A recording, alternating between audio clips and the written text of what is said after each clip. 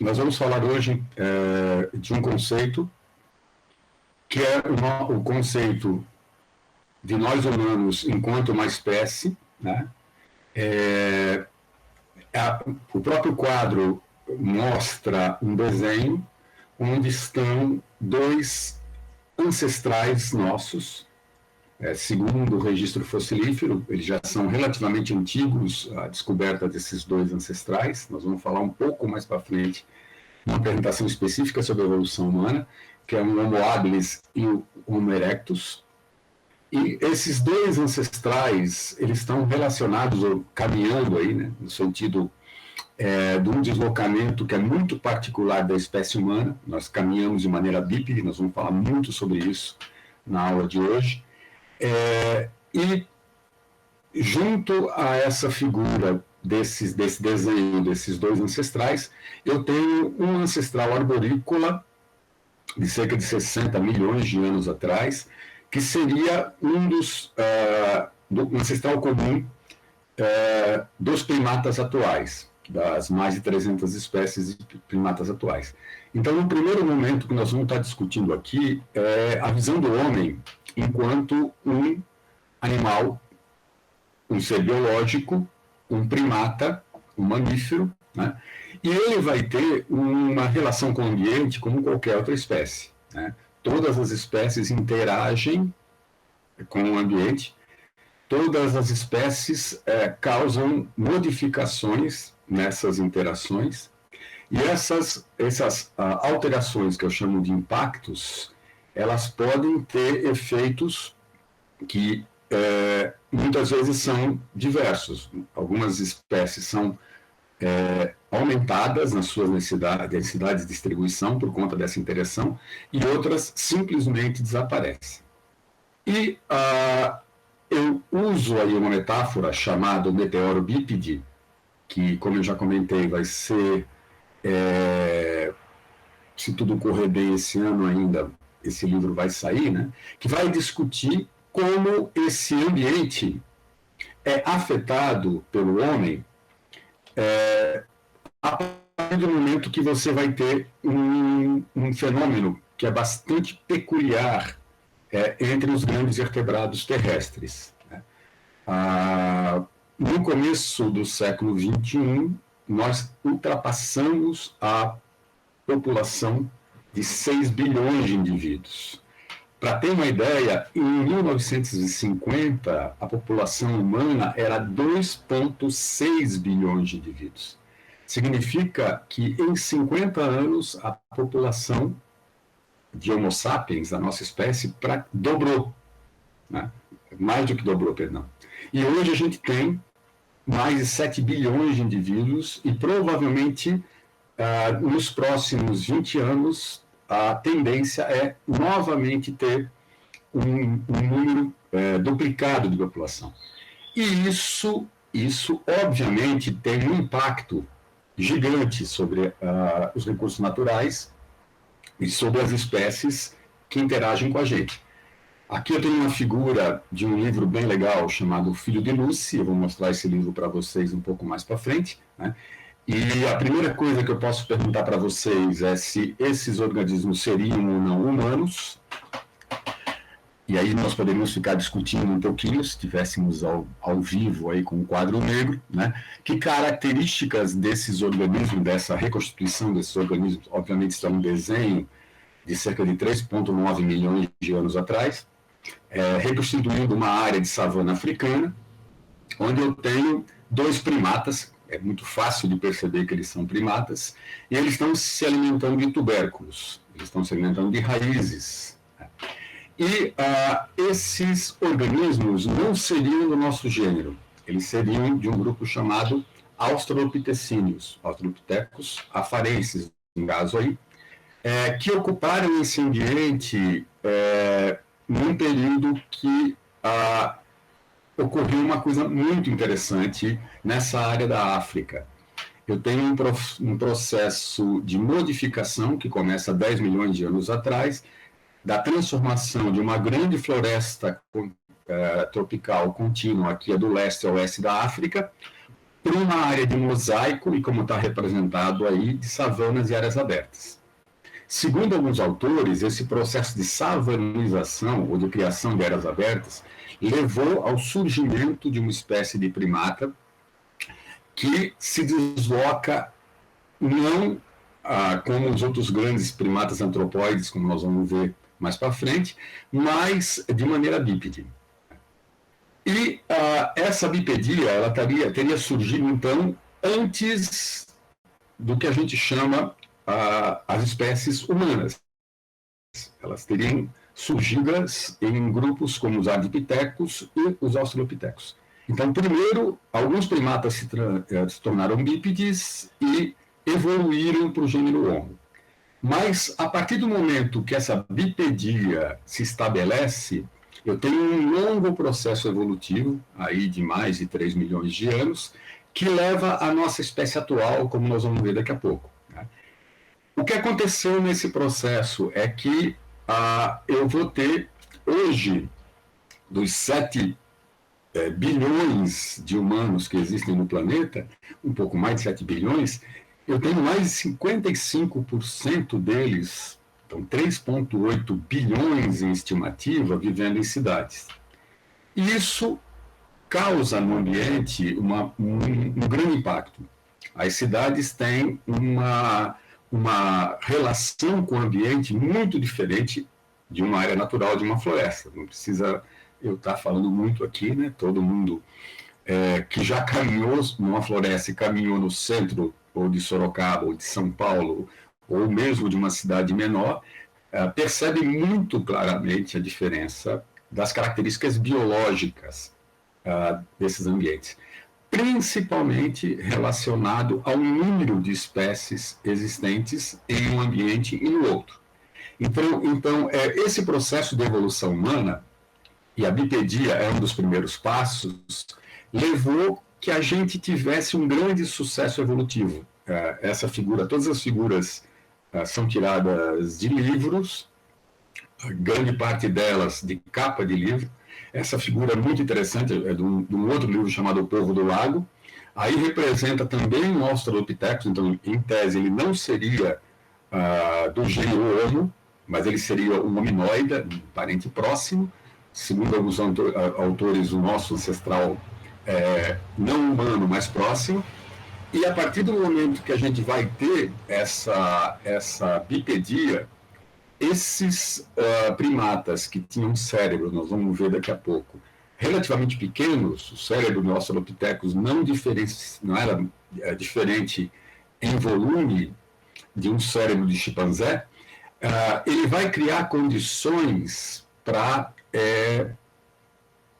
modificar sua relação com o ambiente até chegar a um ponto que, em torno de 14 mil anos atrás, nós vamos fazer uma coisa que nenhuma outra espécie de vertebrados vai fazer, que é domesticar plantas e animais de maneira consciente. Nós vamos depois ver um pouquinho o que significa isso, para o nosso uso. Né? E aí a gente cria uma relação com o ambiente totalmente diferente. Nós passamos, então, a poder ter agrupamentos humanos, que são as cidades, as vilas, com grandes densidades populacionais. Nesses lugares não se produz o alimento que come, então, apesar de ter movimentos muito interessantes sobre a agricultura urbana, grande parte do que se come e da energia que se retira do ambiente não vem do próprio local, né? Os moradores não usam os recursos da cidade para produzir as suas roupas, né? Nem, via de regra, para construir as casas. Então, eu tenho, por exemplo, no sul-sudeste do Brasil, praticamente toda a madeira vindo da Amazônia. Eu tenho os minerais que compõem e a energia utilizada para construir as casas, podendo vir de outros lugares do mundo, né? Por exemplo, petróleo do Golfo Pérsico, ou as tintas produzidas na China. Então, esses materiais, eles vão, então, ter um grande impacto, porque vai ter, além da questão do uso da energia em si, você vai ter o deslocamento para que esse material chegue nesses locais que vão funcionar de consumidores. E isso, obviamente, traz um grande impacto. O que a gente vai chamar de sistemas ecológicos extremamente simplificados, que são as cidades, comparados, por exemplo, com a floresta que havia ali, que vão trazer grandes impactos em ambientes que, inclusive, pode estar relativamente distante, como eu comentei, a floresta amazônica, e com um elemento muito importante, né, dessa questão de consumir uma grande quantidade de energia. E quando você tem energia no sistema, segundo as leis da termodinâmica, a ecologia trabalha segundo as leis da termodinâmica, você vai ter um desequilíbrio no sistema. E esse desequilíbrio leva à entropia. A entropia significa a desorganização do processo. É uma quantidade de energia que causa uma tal tensão entre os elementos que o sistema tende a colapsar. Para que não ocorra entropia, eu tenho que colocar mais energia. E aí eu tenho um ciclo vicioso. Né? Essa figura mostra uma cidade, né? Se vocês olharem todo o ambiente está tomado por uma ocupação antropogênica, isso é, pelo efeito humano. Eu praticamente não produzo alimentos aqui, e aqui eu tenho um rio cortando o meio, né, dessa foto, e esse rio, além de tudo, funciona como um elemento de escoar aquilo que não presta da cidade para fora. Né? Então, além do impacto que eu comentei, incrível em relação do ponto de vista energético, que impacta diretamente a biodiversidade existente, e ainda causa impactos no entorno dessa cidade, em alguns casos, em uma distância relativamente grande. Quem conhece a região de São Paulo, e quem chega a Sorocaba, por exemplo, usando a Santos Dumont, a estrada, vai passar por uma ponte, muitas vezes até nem o pessoal não percebe que está passando por cima do Tietê. Né? O rio Tietê, ali nessa região, tem uma cachoeira que impedia a navegação. Por isso tem até uma coisa curiosa, né? Deu-se o nome às cidades de Salto e Itu. Né? Itu significa salto em Tupi, então as cidades têm o mesmo nome. E quem é da região sabe o impacto que tem sobre esse rio Tietê, a cerca de 70, 80 quilômetros de São Paulo, da poluição que é depositada essencialmente em São Paulo. Né? O Tietê em São Paulo funciona como escoadouro, né? E ele vai manter o rio por um grande período, um rio praticamente morto, e com condições muito distintas que esse rio tinha há 100 anos atrás. E principalmente, se você imaginar, há 300, 400 anos atrás, antes da chegada dos europeus aqui. Então, a presença humana, nesse aspecto, ele impacta de maneira muito diferente dos nossos primos mais próximos.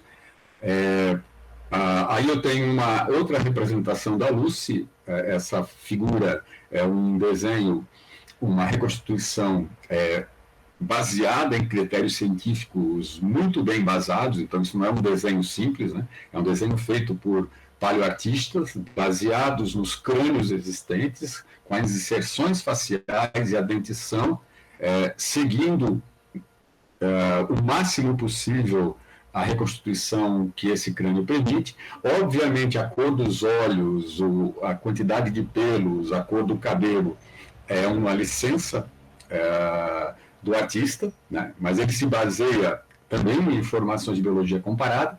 Mas esses nossos ancestrais, nossos primos primatas aí, tinham uma relação completamente diferente com o ambiente. Primeiro, porque não domesticaram as paisagens, não domesticaram as plantas e os animais para seu uso.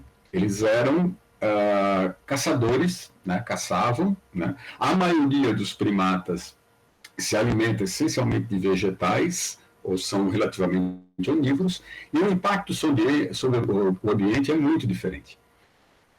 Por que a bipedia seria considerada um evento determinante na nossa história, né? E por que nós humanos desenvolvemos essas características de manipular o ambiente de maneira tão distinta comparado com os nossos primos primatas que não tiveram esse mesmo tipo de desenvolvimento. Um dos Nós vamos conversar um pouquinho depois com calma sobre isso, mas um dos elementos importantes está representado nesse desenho. Esse desenho é um Homo sapiens fazendo o que a gente faz de diferencial em relação aos outros vertebrados que a gente conhece, e está produzindo arte, representação simbólica, e se vocês observarem todas as mãos desses componentes do desenho, estão realizando coisas, estão manipulando objetos de maneira fina. Quando nós se tornamos verdadeiramente bípedes, nós liberamos os nossos membros anteriores, que eu chamo de braços, para carregar alimentos, para fazer uma coisa que para a gente parece óbvia, que é transportar os alimentos por uma área e se alimentar. Poucos animais conseguem fazer isso, né? Quem tem hamster já deve ter observado uma característica de algumas espécies de hamster. O hamster foi domesticado há cerca de 1.200 anos, 1.000 anos atrás apenas. Então, é um roedor que foi domesticado essencialmente para lazer, né? Ele é utilizado como pet, como animal de estimação. E alguns hamsters, principalmente uma espécie que foi domesticada na região da Turquia, ele usa as bochechas para transportar o alimento. Parece aqueles tocadores de trompete, como Gillespie, que fica com a bochecha desse tamanho. Ele carrega as sementes que ele não consegue, apesar de ele estar dentro de uma gaiola, né, um lugar restrito e ter muita comida disponível, ele tem esse comportamento ancestral de carregar alimentos e levar, por exemplo, para uma área de alimentação específica. A maioria dos animais não consegue fazer isso. Ou então consegue fazer isso com muita dificuldade, né? Vamos pensar um predador clássico, um leopardo. O leopardo, se ele preda uma presa muito maior, e geralmente elas são muito maiores que ele pode transportar, ele tem problemas muito sérios, porque ele vai ter que esconder essa presa ou tentar transportar partes da carcaça para um lugar protegido, que não pode ser muito distante, porque tem um custo energético muito grande, porque ele tem que transportar isso usando os dentes. Né?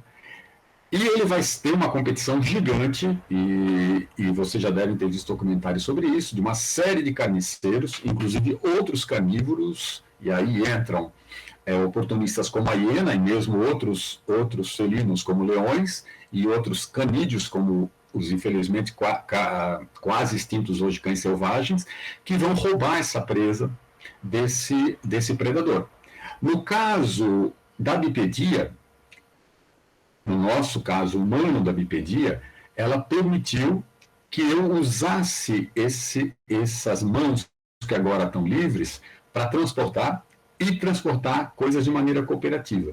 Isso criou o que eu chamo de forrajamento central, que é uma estratégia altamente eficiente em alguns casos, tanto que os insetos sociais que desenvolveram isso se transformaram os invertebrados mais abundantes em número de indivíduos do planeta.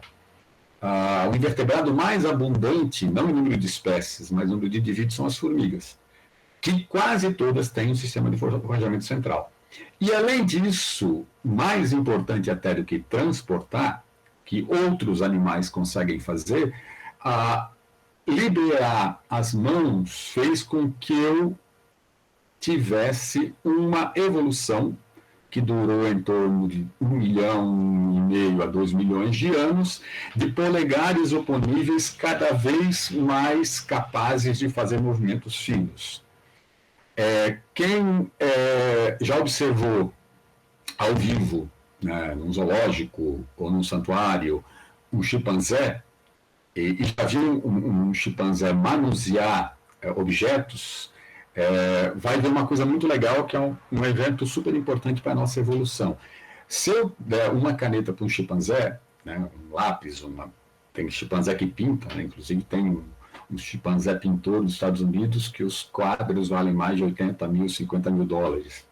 Aquelas coisas do comércio da arte. O chimpanzé, ele não usa o polegar de maneira fina, ele pinta assim, ou esse caso desse pintor que eu comentei, esse chimpanzé pintor nos Estados Unidos, ele usa os pés, onde ele tem, inclusive, um polegar mais oponível que o das mãos. O polegar das mãos, o chimpanzé, é altamente reduzido, enquanto o meu polegar é capaz de fazer um movimento mais importante, talvez, da evolução humana, que é o movimento telescópico.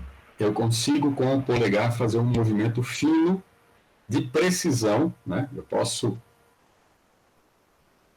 fazer esse tipo de movimento, né? Eu posso mexer o polegar de uma maneira que nenhum outro grande primata pode. Meu polegar dobra desse jeito aqui, ó, né? E aqui eu tenho um pequeno feixe muscular que permite esse tipo de movimento. Isso faz com que, além de eu ter as mãos livres e os polegares oponíveis, esses polegares possam confeccionar ferramentas complexas que vão permitir, inclusive, fazer o que eu estou fazendo aqui, né? Numa aula ao vivo, principalmente, vocês iam notar que eu falo muito mais com as mãos, eu não consigo falar sem estar gesticulando com as mãos. A gente tem toda uma gama de gestos e sinais que a liberação dos membros anteriores permitiu que eu tenha, né? E isso criou uma situação tão importante em termos evolutivos que o primeiro hominídeo fóssil que apresenta isso recebeu um nome muito legal. Nós vamos ver daqui a pouco também, na aula de evolução humana, chamado Homo habilis.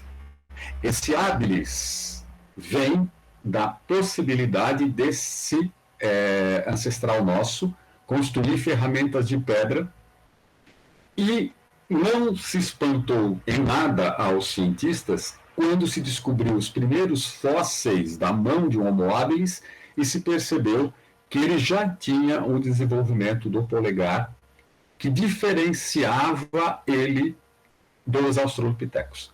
Então, o que separou a gente basicamente daquele organismo que eu comentei na primeira parte aí da aula, aquela figura da Lucy, do Australopithecus, dos hominídeos, é um polegar oponível, né? O nosso cérebro é 1/3 maior do que um chimpanzé e um Australopithecus. Os Australopithecus tinham em torno de 400 centímetros cúbicos de volume cerebral. E o Homo habilis, cerca de 600 centímetros cúbicos. Mas um elemento importante é exatamente esse desenvolvimento cognitivo que o Homo habilis tem de começar a produzir ferramentas líticas, ferramentas de pedra. Se ele produzia ferramentas de madeira, a gente não sabe, por uma única razão: isso não fossiliza. Tudo que eu estou falando aqui para vocês é baseado em descobertas paleontológicas. Depois a gente vai falar um pouquinho sobre isso, ok? Bem, a bipedia, então, ela causa uma síndrome evolutiva, né? Ela dispara vários elementos que eu chamo 7 grandes passos da evolução humana. No livro aí, o Meteoro Bípede, que eu espero que vocês leiam quando ele sair, eu discuto aí durante 170, 180 páginas isso, metade do livro é discutindo isso, né? Primeiro, um erro que as pessoas podem ter em evolução é essa figura terrível aqui, né, que coloca um chimpanzé numa ponta, caminhando em direção ao homem, né? O primeiro erro clássico dessa figura O gênero Pan, o gênero do chimpanzé, tem apenas 1 milhão de anos, 1,5 milhão de anos no máximo, segundo os registros fossilíferos. Portanto, o chimpanzé é mais recente como gênero que o gênero Homo, né, que tem em torno de 2,6 milhões de anos. Significa que o chimpanzé jamais pode ter sido um ancestral meu. Né? Primeiro, porque não existia o gênero chimpanzé. Né? O meu ancestral comum com o chimpanzé é em torno de 6 milhões de anos, segundo dados paleontológicos e genéticos. Nós vamos ver depois um pouco sobre isso. Então, essa figurinha aqui é terrível. Né? A evolução humana não funciona de uma maneira linear. Né? Essas coisas não acontecem do sentido, eu dou o primeiro passo, vou para o segundo passo, vou para o terceiro passo, vou para o quarto passo, mas tudo acontece de maneira sinergética. E no caso da evolução humana, até o passo 6, é um processo de milhões de anos, ou milhares de anos. O passo 7 e 8 são os dois passos que nos separam basicamente dos outros animais. Né? É claro que a domesticação do fogo é puramente humana, né? A gente não tem outra espécie que tenha domesticado o fogo, mas esses passos que vão na formação, eles são passos que vão inclusive ocorrer em espécies diferentes, como nós vamos ver daqui a pouco, na segunda parte da aula, não existe mais. Vários desses passos aí, até os 5 e os 6, aconteceram em outras espécies de hominídeos que não a nossa. Se eu voltasse no tempo 50 mil anos atrás, eu ia encontrar talvez 3 espécies de hominídeos vivas, com certeza 2. Né? E nesse processo, então, que do começo aqui da bipedia até a domesticação, teria em torno de 4 milhões de anos de envolvimento, aí um pouco mais do que isso, levou a essa espécie atual, que aí funciona como meteoro bípede. Por que ela funcionaria como meteoro bípede? Por que o uso dessa metáfora? Vocês sabem que a Terra é dividida em períodos geológicos. Esses períodos geológicos, eu vou estudar isso. Eu fui professor de paleontologia, felizmente, durante bastante tempo. E é muito legal ter sido professor de paleonto, porque te dá uma visão da história da vida de uma maneira bem legal. A gente divide os períodos, todo mundo já escutou, em períodos jurássicos, triássicos, cretáceo, siluriano, devoniano, ordoviciano, que vão essencialmente, da maneira mais importante para a gente, desde um período chamado período Ediacara, né, um período onde começa a se desenvolver animais complexos, até o momento atual. Nesse processo inteiro, ocorreram pelo menos 5 mega extinções que dividem os nomes, elas separam os nomes de um período para outro. Então, são essas grandes extinções. Já no século XIX, os pesquisadores perceberam, pelo registro estratigráfico, pelos registros existentes paleontológicos, geológicos, quando você olha o barranco, é muito fácil perceber, o barranco é feito de camadas, e eu posso olhar para esse barranco e ler esse barranco como uma verdadeira tábua do tempo, né? Uma escala de tempo, e eu posso separar esses períodos. Se eu conheço um pouco de geologia, os pesquisadores perceberam que havia mudanças drásticas de fauna e de flora entre um período e outro. Isso são as megas extinções. Né? A maior de todas ocorreu entre o Triássico e o Permiano, em que se acredita que 95% das espécies animais tenham sido extintas. Eu tive um grande intercâmbio de fauna. O segundo período, esse é o mais conhecido por conta de uma questão midiática, inclusive, é um que ocorreu há 65 milhões de anos atrás, que seria a transição entre o período que é chamado a era, o Cretáceo, da era atual, que é o Cenozoico. E essa transição do Cretáceo se dá segundo as informações que a gente tem agora, essencialmente por conta da queda de um grande meteoro, de um asteroide, de um bólido. E algumas estimativas falam em 75% das espécies teriam sido extintas. Entre elas, umas espécies muito carismáticas, que a gente chama de dinossauros, apesar de, vocês vão ver isso na zoologia, que tecnicamente os dinossauros não se extinguiram. Os Manoraptora dinossaura são hoje a principal classe de vertebrados terrestres, né? Tirando os peixes, as aves, que são dinossauros, são o grupo mais numeroso, com um pouquinho mais de 10 mil espécies. Para ter uma ideia, tem o dobro de espécies de aves de mamífero. E a ideia é que essa catástrofe que ocorreu numa península chamada Península de Yucatán teria então levado à extinção.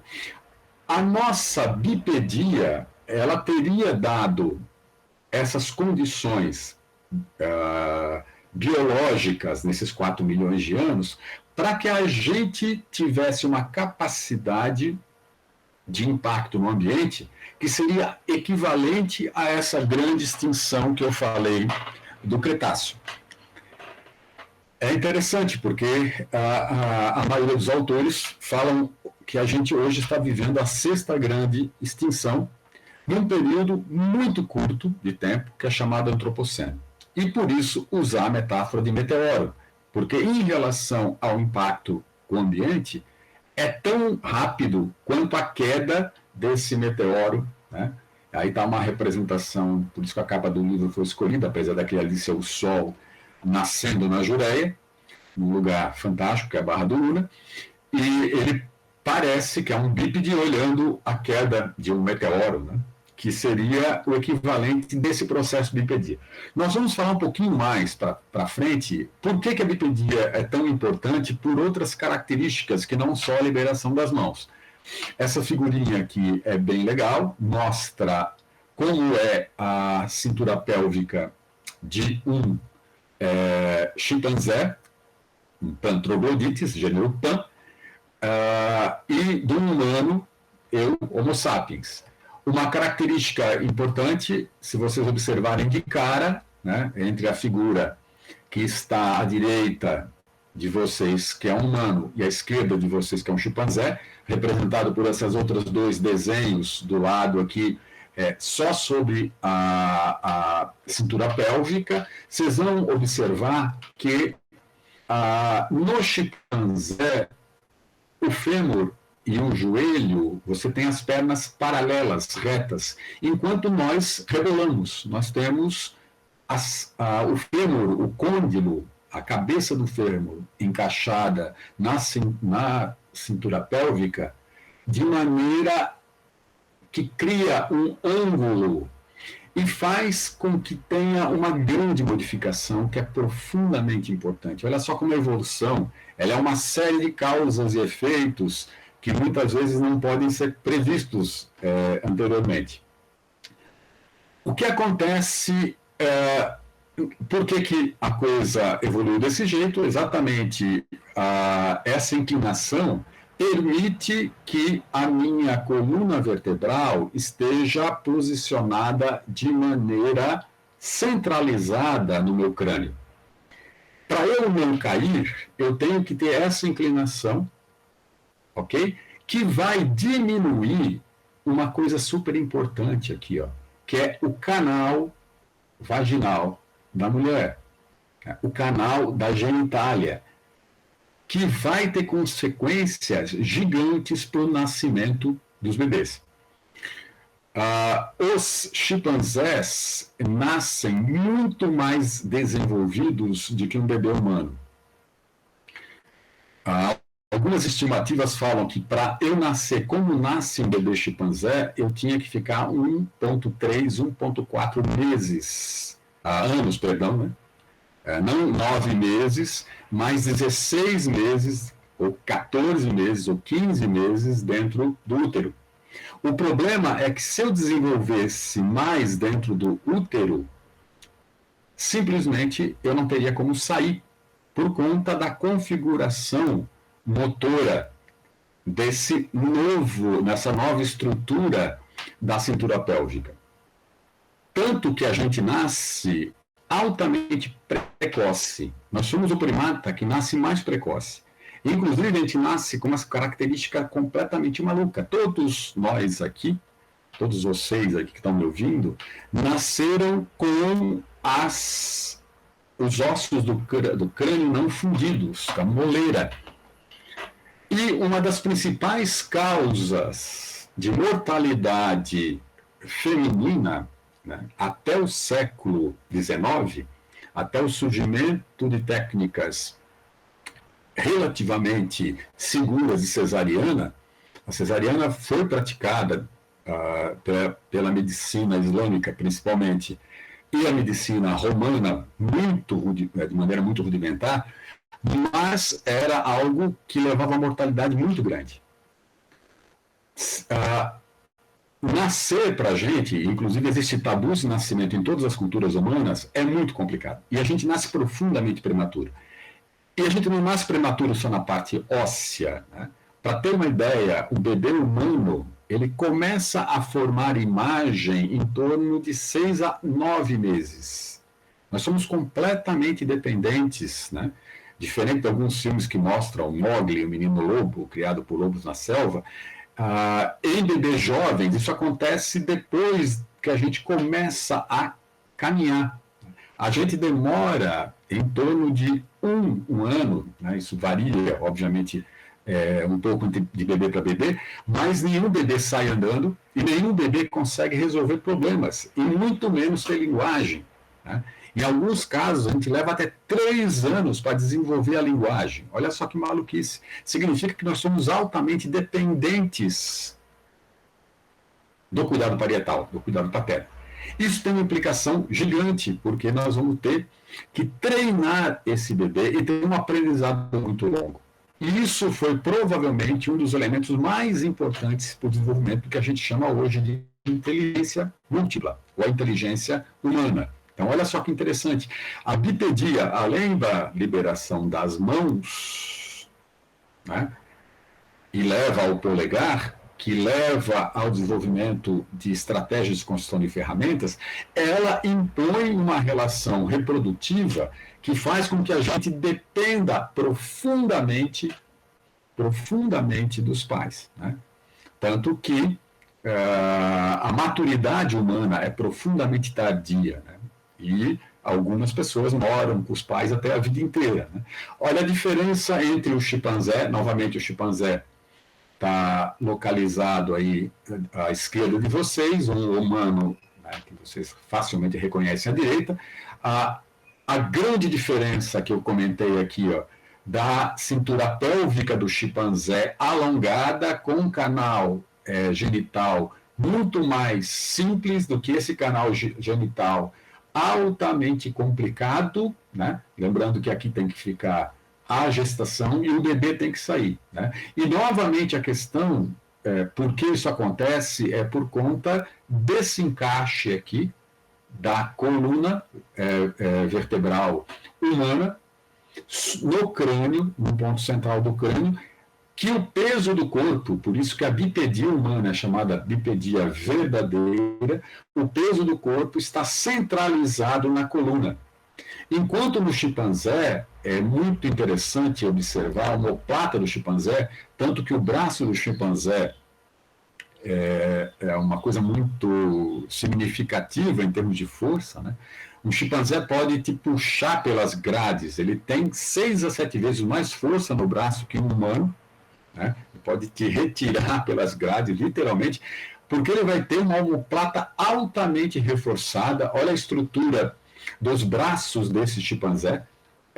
Uma outra característica, a proporção entre braços e pernas, né, de um animal que é bípede como a gente e o chimpanzé que é quadrumano. O chimpanzé não é quadrúpede. Ele é um animal escalador que evoluiu para se deslocar em terra. Ele caminha sobre os nós dos dedos. Ele pode, inclusive, ter alguns movimentos bípedes. Nós vamos ver isso depois, que é muito interessante, né? Ele parece aquele cara que comprou um terno para a formatura do ensino médio e usou o mesmo terno na formatura da universidade e vai usar o terno para toda a vida, o terno é muito grande, não, é muito pequeno, e o bicho anda todo duro. Ele consegue ter deslocamentos bípedes, mas ela é muito pouco eficiente, porque o eixo gravitacional dele está sobre a região torácica. Nós temos o eixo sobre o côndilo do crânio.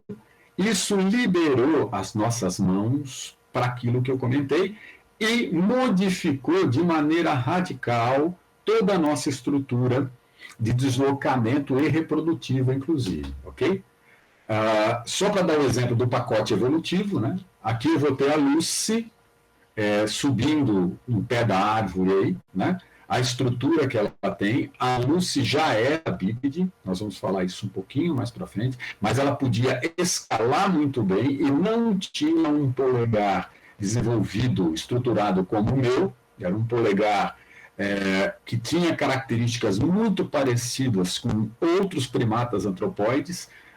Em cima da árvore eu tenho um chimpanzé, né? E aqui eu tenho a proporção entre os braços longos e pernas curtas, né? E o que reflete, tem um joguinho que depois eu vou passar para vocês, em que você monta o esqueleto do chimpanzé comparado com o esqueleto humano, está num site bem legal, que infelizmente foi descontinuado desde 2014, praticamente ele não foi mais modificado de maneira significativa, chama Becoming Human, que tem um joguinho de anatomia comparada, e se você observar a mão e o pé do chimpanzé, inclusive embaralha, né?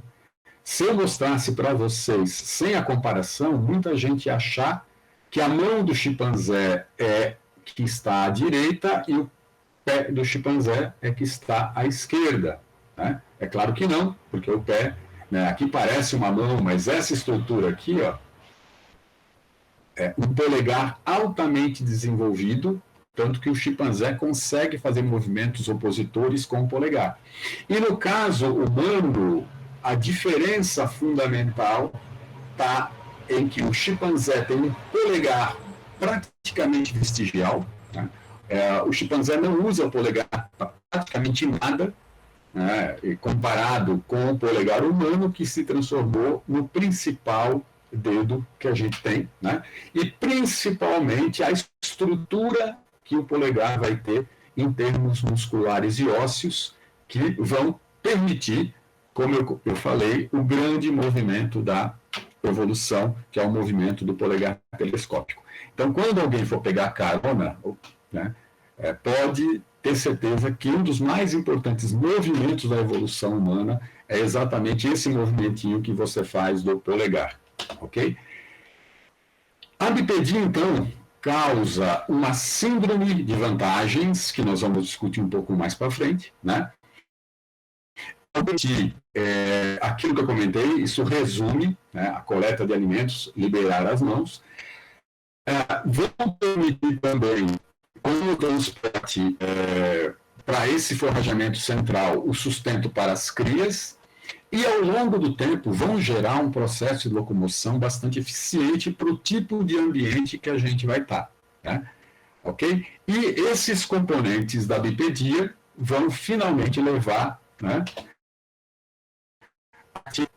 desses componentes a revolução tecnológica que começou lá atrás com o polegar oponível, que é a capacidade de não só produzir uma ferramenta como essa caneta, mas domesticar as paisagens, criar ambientes que eu vou chamar ambientes antropogênicos, como eu comentei as cidades, como eu comentei o processo de vários animais e plantas que eu uso na domesticação, que são os temas que eu escolhi para os seminários de vocês. Nós vamos depois ver por que exatamente que vocês têm esses seminários, né? Bem, nós vamos ver depois que esse processo não é um processo que ocorreu, como eu comentei, né? Um primatazinho quadro-humano de um lado e o Homo sapiens feito do outro, numa escala bonitinha. Nós tivemos uma grande diversificação de linhagem. E uma outra questão importante é que, por vários momentos, nós quase fomos extintos.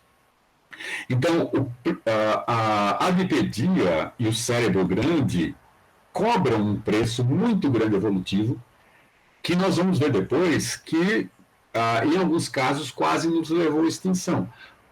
Por quê? Porque, para manter um cérebro grande, eu tenho que consumir muita energia. E olha só, né? O cérebro é considerado, até hoje, o órgão mais complexo do universo. Né? O cérebro está criando essa realidade. Eu estou olhando para uma tela escura aqui, que em tese está transmitindo algo para vocês. Eu estou falando, criando uma linguagem, eu estou criando uma realidade a partir disso.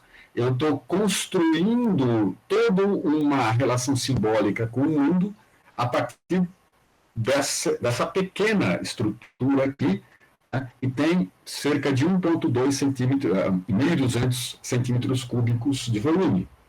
Então, é certamente um dos órgãos mais complexos, um computador digital analógico ao mesmo tempo, capaz de criar estruturas muito interessantes, holográficas de memória. Ao mesmo tempo, se eu deixo essa estrutura ficar em torno de 4 minutos, 5 minutos, sem aporte de oxigênio, se eu modifico a temperatura do corpo, e nós vamos ver depois, numa das próximas aulas, exatamente o exemplo de quanto frio pode ser complicado para a gente, ou calor demasiado pode ser complicado. Se eu frito o cérebro, se eu esquento demais o cérebro, ele curta e morro. Se eu esfrio demais o cérebro, esse cérebro também entra em colapso e eu também morro. Né? Então, ao mesmo tempo, ter cérebros grandes tem vantagens, só que tem gigantescas desvantagens. Né? Tanto que 99,99997% dos animais, das espécies de animais, têm cérebros muito pequenos. Quando a nossa espécie atingiu esse patamar que eu comentei aí de cérebro grande, que passou de ter um cérebro, uma capacidade pequena de 400 centímetros cúbicos, que era dos nossos ancestrais australopitecíneos, que tinha uma relação com o ambiente muito parecida com qualquer outro primata que eu conheço hoje, que um gorila, que um chimpanzé, e passa a ter esse cérebro gigante, né, de 1.300 centímetros cúbicos de volume, eu vou ter uma relação com o ambiente que vai necessitar um aporte de energia que é muito maior do vertebrado do mesmo porte. O nosso cérebro ampliou o nosso impacto sobre o ambiente exatamente por ele exigir muita energia, muita água e energia de qualidade.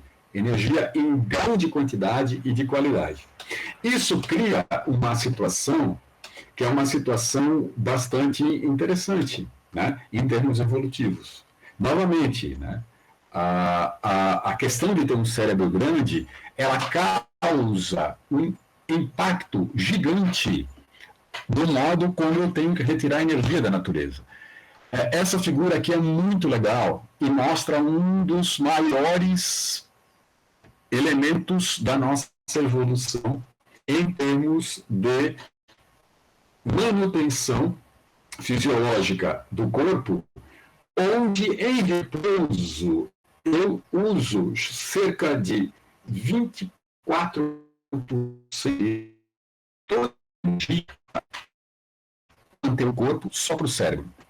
Se um corpo de 70 quilos, o cérebro tem 1,2 quilos, imagina que para esse único órgão, 1/4 da energia vai ser gasto para manter esse órgão.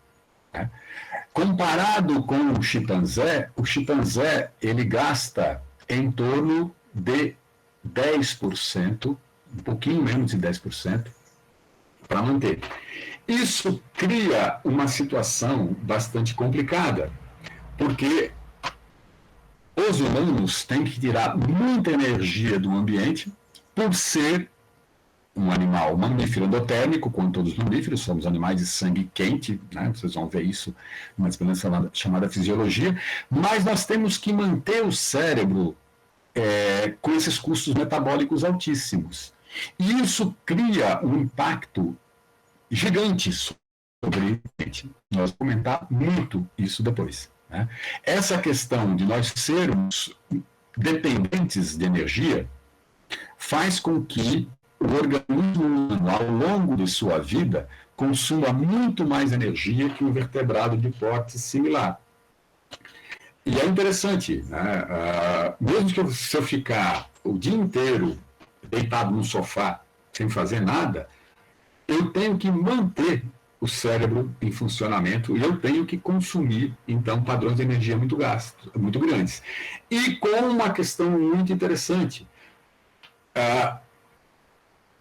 na ontogenia, no meu desenvolvimento, né, aqui eu tenho uma figura que depois eu vou falar um pouquinho mais também em uma aula de evolução humana, o consumo, conforme eu vou crescendo, ele vai aumentando. As necessidades comportamentais, as necessidades fisiológicas decorrentes das necessidades comportamentais vão se tornando cada vez maiores ao longo do desenvolvimento. E isso vai criar um órgão exigente que vai ter um impacto. Não se preocupe nessa figura, nós vamos falar um pouquinho mais sobre ela mais para frente, né? Ela vai criar uma evolução social altamente complexa, né? Que vai ter um impacto, como eu comentei, muito grande sobre o ambiente que nos está alimentando e interagindo ao longo da evolução inteira. Durante muito tempo, nós somos produtos da biodiversidade, até o momento que a gente passa exatamente a ter populações, como eu comentei, muito maiores, que vão necessitar cada vez mais de energia e recursos para manter essas sociedades complexas. Essa revolução é aquele passo que eu comentei, o passo 8, né, que nós vamos voltar a ele depois, onde eu vou domesticar a parte da natureza para o meu uso específico. Eu vou criar, literalmente, espécies para meu uso específico. Eu tenho espécies que são criações humanas. Várias espécies que são criações humanas. Elas são produtos culturais. Né? E essa relação com o ambiente começa com a domesticação de plantas e agricultura e depois de animais, que vai modificar a paisagem para coisas como essa aqui, muito diferentes daquele ambiente natural que havia nesse local. Né? Aqui eu vou ter, então, um processo de agricultura chamado de monocultura, né? Onde eu tenho uma única espécie plantada aqui, todas são clones idênticas, né? E eu tenho uma escala de relação com o ambiente, em termos de impacto, muito grande. Porque eu retiro todas as outras espécies aqui presentes, né? Eu não quero competidores, eu não quero outros herbívoros que, obviamente, se alimentem dessas plantas, e vou utilizar vários componentes técnicos, e aí entram os agrotóxicos, entra a maquinaria, para exatamente retirar a maior quantidade de energia possível para manter a sociedade humana com as densidades que agora existem. Né? Então, pessoal, o que aconteceu? A bipedia, ela foi um primeiro elemento que levou a esse gatilho evolutivo, né, que a gente chama, que fez com que hoje os humanos modernos que surgiram na África e em torno de 90, 70 mil anos atrás saíram da África e se espalharam por todos os continentes, né? E ao chegar nesse ambiente, eles eram anteriormente caçadores-coletores, domesticaram as plantas e os animais nesses lugares específicos, por isso que eu tenho plantas domesticadas em locais diferentes, né, que vão depois se reencontrar num período muito interessante da história, né, que é chamado homogenoceno, né, que é o antropoceno, no momento em que começam as grandes viagens, isso aconteceu há 500 anos atrás, e toda essa diversidade que estava isolada passa a se reunir culturalmente e formar o que a gente chama de sociedade moderna. Isso, obviamente, vai ter um impacto gigante, sobre o ambiente. Né? Eu passo de um organismo caçador-coletor, né, como esses Homo neanderthalis aqui, os neandertais, né, que retiravam componentes da natureza, que se alimentavam de caça, né, que coletavam plantas e frutos e tubérculos e raízes, e que tinham um impacto relativamente pequeno sobre o ambiente. Né? Uma família como essa aqui ocupava uma área em torno de 40 quilômetros quadrados. E eu tinha, então, a população humana de poucos indivíduos em uma grande área geográfica com pouquíssimo impacto sobre o ambiente. Né? Nas sociedades modernas e industriais, esse consumo cresceu de maneira exponencial. E por isso que a gente modifica essas paisagens que vocês, espero que vocês conheçam logo aqui em Carlos Botelho. Isso é uma foto de uma floresta de altitude em Carlos Botelho, né?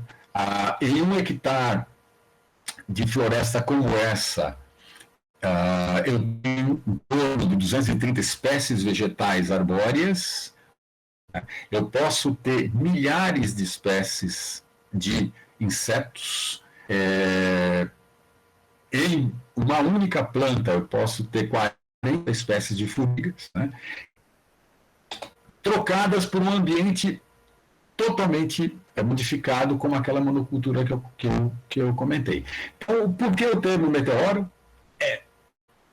Ele está relacionado com esse impacto que a ação humana tem. Ele não é um impacto simplesmente em relação ao tamanho desse impacto, porque, em termos biológicos, esses milhares de anos do surgimento da agricultura e os 300 anos da Revolução Industrial é extremamente curto. E alguns trabalhos já do século passado, ressaltando esse autor aqui chamado Wilson, já falava, desde os anos 80 do século passado, que a extinção ela poderia estar 1000 vezes maior do que antes desse período pré-humano, pré-antropoceno. Né? E por isso o termo meteoro. Né? Por isso que a nossa bipedia desencadeou um processo que teria o mesmo impacto, como eu comentei no início da aula, né, dessas grandes extinções. Então, existem vários textos, vários livros hoje, falando da nossa sexta mega extinção, né, e dando o nome desse período atual que a gente vive, não de Holoceno, que era o nome que era dado, né, antigamente pelos geólogos e paleontólogos, mas de antropoceno, né? Antropos é homem, seno, período. Né? Então, seria o período em que os humanos são o grande fator de extinção, né? Que teria começado, então, com esse processo de bipedia. Né? Aqui eu tenho uma representação da Lucy e uma representação minha, humano, né? Observando esse efeito que o processo de ocupação humana no planeta está causando. Né?